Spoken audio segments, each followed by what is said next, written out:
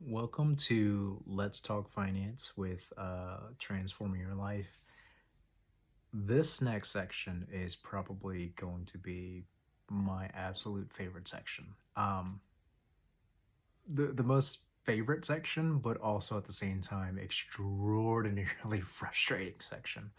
Um, but this is something that I am very passionate about. I have been in the business for 12 years. I um, really love educating people about how it works, but at the same time, you know, this is one of those subjects that people just have no earthly idea about it. And again, I don't know everything about it, but I will tell you I'm extremely knowledgeable in this section because I've been working at it so long. I was also one of the type of people who I wasn't taught this growing up. Uh, you kind of knew about it, but no one really kind of taught you how to do this. And it's one of those subjects that I took it upon myself not only to learn, but to learn it in such a way where if I was not sure about the answer, I would test it out intelligently. Like, right, I would do it in a way that allowed um, in a positive way where it would not detriment kind of the test of what was happening, right? And it was within the control of the person who was making the decision. um, but what we're talking about is credit, okay? And after years and years and years of looking at credit reports and seeing kind of the habits of certain people doing certain things. Um, it may be kind of an unpopular opinion, but credit is extremely important, right? Um, and to me, the concept of credit is it is 100% a trust system.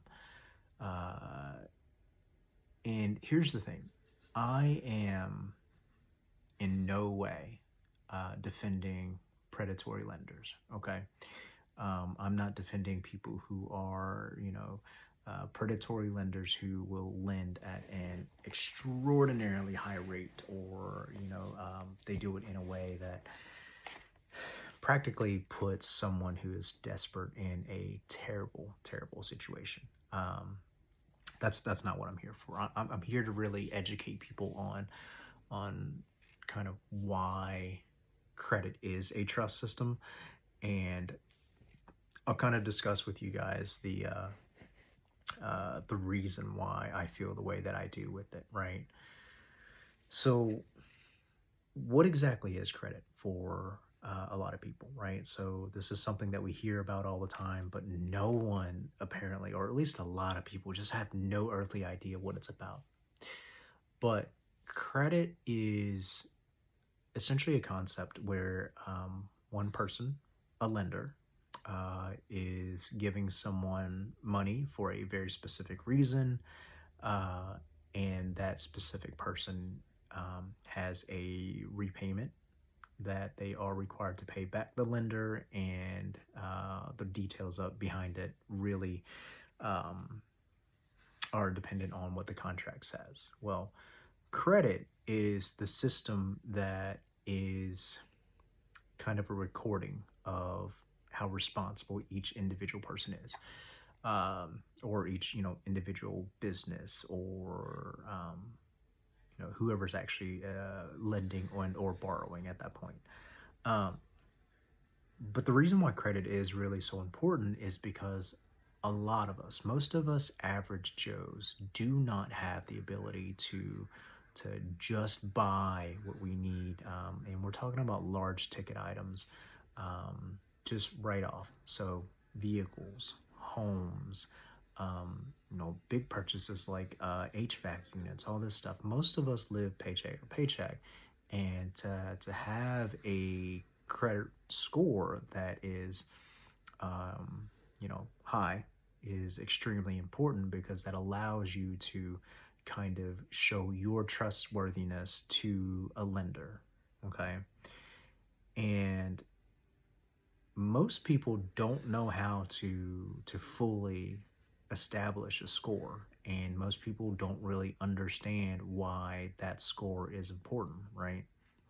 And I think one of the things that people don't realize, and then I'll go into much more detail of some of the concepts and everything, but the the biggest issue with people not understanding credit is the simple fact that I hear all the time, well, I'm doing this, but my score doesn't increase, or I'm doing this and I don't understand why this works, or I'm paying this off and my score has decreased and all this stuff. I'll go over all that stuff, but the whole point of credit is that the lender who is giving you the money is subjectively taking all of the risk. So no matter what it is that you are borrowing, the lender is 100% taking the risk, which is why um, when you have a collateralized item, it is a little bit safer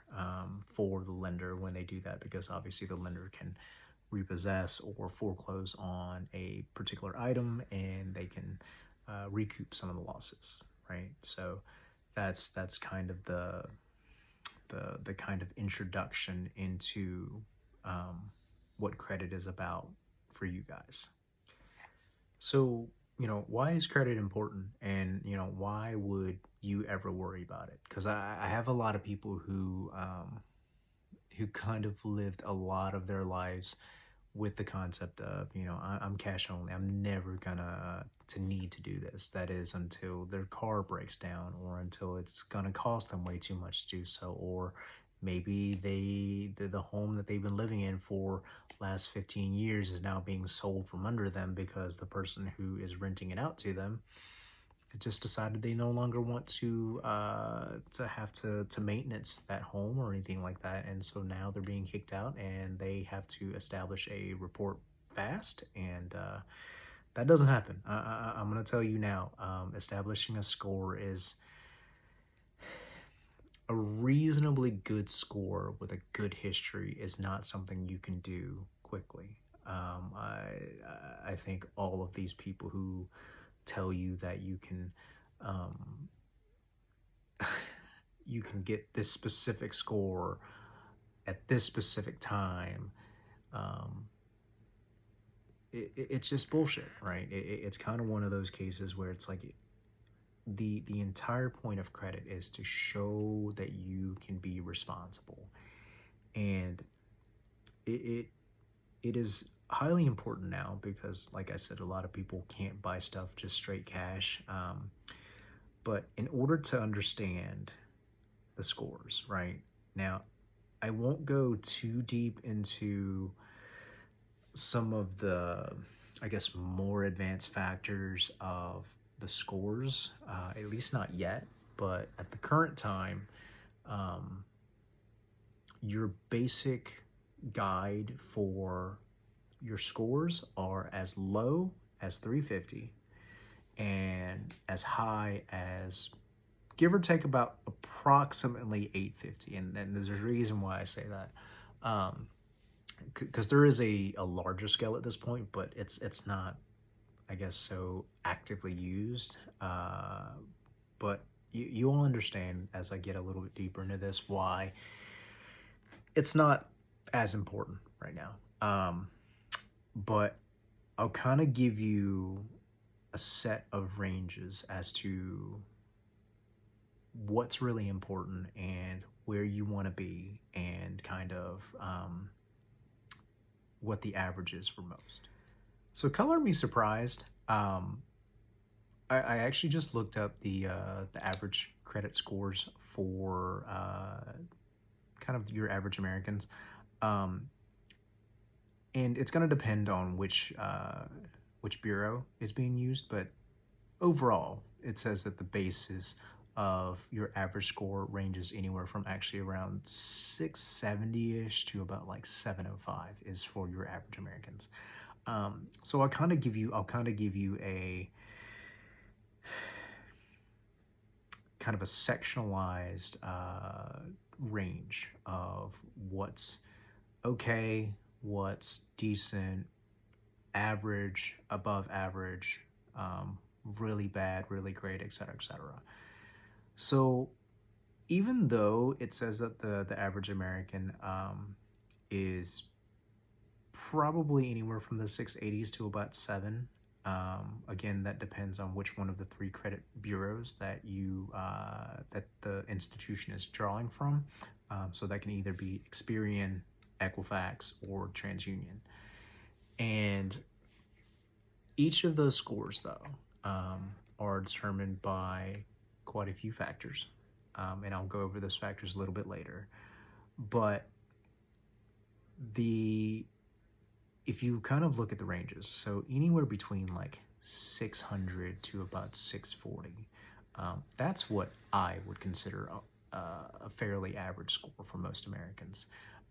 Seems like it might be a little higher, but I do think, just kind of based on experience, it's probably closer to the 600s to about 640s. Um, Now, that's what your average, like, okay score is going to be. Once you get from the 641s to about the 660s and 670s, um, you're starting to get to the point of where people have progressed to the point where they know what a credit score is, they are paying their bills on time. They might not have, a very large amount of debt, um, but they could be accruing some very soon, right? Once you start getting from the like 671, 680s ish, all the way up to about the 705s, that's where you're kind of getting to the slightly better than your average scores, right? Those are the scores where, if an institution is looking at you, they see that you've at least got a small history. So maybe about 1 to 2 years worth of time frame on your history, and you've got good payment history, and you don't have an excessive amount of debt or anything like that. So you're kind of definitely getting to be better than your normal average person once you get around that range. Now, once you start getting around the range of, like the 710s to about the 740s, 750s, you're starting to get to the point of having like a slightly better, like, I would even say, like, not even just slightly, but like much, much better than your average person. Um, because to get to a point now, you can get to having a 720 to 750 credit score by just having one credit card. Now, that's really going to depend on the institution, right? So that score, when someone looks at that and they see that it's a 720, 730, 740 credit score, and they see it, but it doesn't have a lot of backbone behind it, so larger loans, it still is risky, right? So you have to start somewhere. It's good that you've got the number, but now you have to show the real um, action behind it, right? So you have to be able to say, okay, I have to put up or shut up at this point, because in theory, a 720 to about 750 says that you can make your payments on time with larger ticket items, but there's no guarantee, right? You never know it until it physically happens. Um, but then once you start getting to like the 755, 760, 770s to around the 800s, at that point, to me, you are just, it's just show off scores at that point, right? So when you get to kind of that range plus the 800s are just saying you are truly, truly just showing off at that point. But that also showed, that tells an institution, or that tells the lender, whoever's looking at it, that you've got a really good history. That means you've practically never missed a payment, or if you have, it's been one. Right? You've got a pretty decent long history, 3 to 5 years, give or take. You have at least one big ticket item. You've got a larger uh, credit limit balance that you can use if necessary. So it means more vendors or more institutions are willing to trust you. And again, this is a whole game of trust, because if you prove that you can trust, that you can be trusted, then obviously more people are going to be able to give you stuff at a much less risky, um, I guess a less risky loan, right? But it puts them in a situation to say, okay, well, you're pretty, you're pretty trustworthy. We're going to trust you with this big ticket item, but we're also going to trust you with a lower interest rate, because it allows for the institution to say, yes, we trust you, and we're going to reward you with a lower interest rate, because for those with a lower score, it's saying you're much more risky, especially with a collateral item.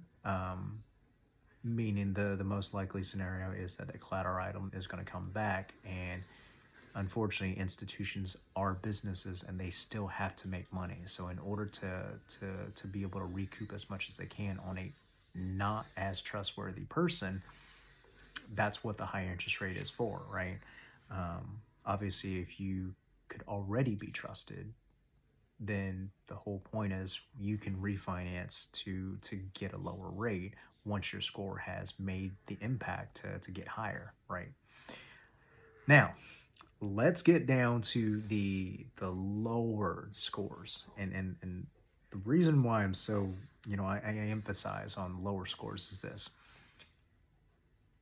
600s, and even down to like the 550s, right? I give a lot of grace with the 550s. If you're anywhere from the 550s up to about the 600s, low 600s, I feel like that a lot of that is circumstantial, right? So that could be a mix of, you missing payments because maybe you didn't get paid enough, or maybe you were sick, or maybe something happened, something drastic happened. Someone, you went from a two-income household down to a one-income household, and you had to make a decision on what's important. So, like circumstantial situations where, a lot of these decisions have to be made on the spot, and it just happens, right? No, we're all normal people. Life happens to every single one of us, and some of us slip even harder than others, but it just depends on what you do after the fact.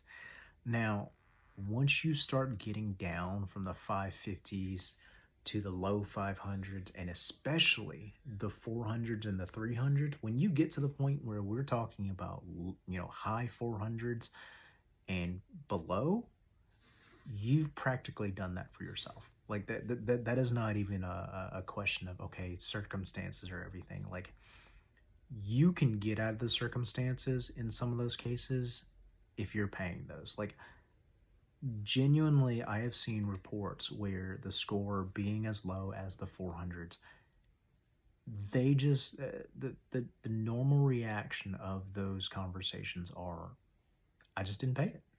And you know not paying it, 1 month versus not paying a second month due to, again, loss of job or something like that, that's totally understandable. And like I said, I things happen in people's lives, and that's okay. That's perfectly okay. But to get to the point where you are at 400s, 450s, 500, like low 500s, those are intentional habits that have created this issue for this person. So hopefully that helps. Like I said, I'm going to continue this education with you guys, and I hope this will teach you moving forward, what's going to help to help increase your score.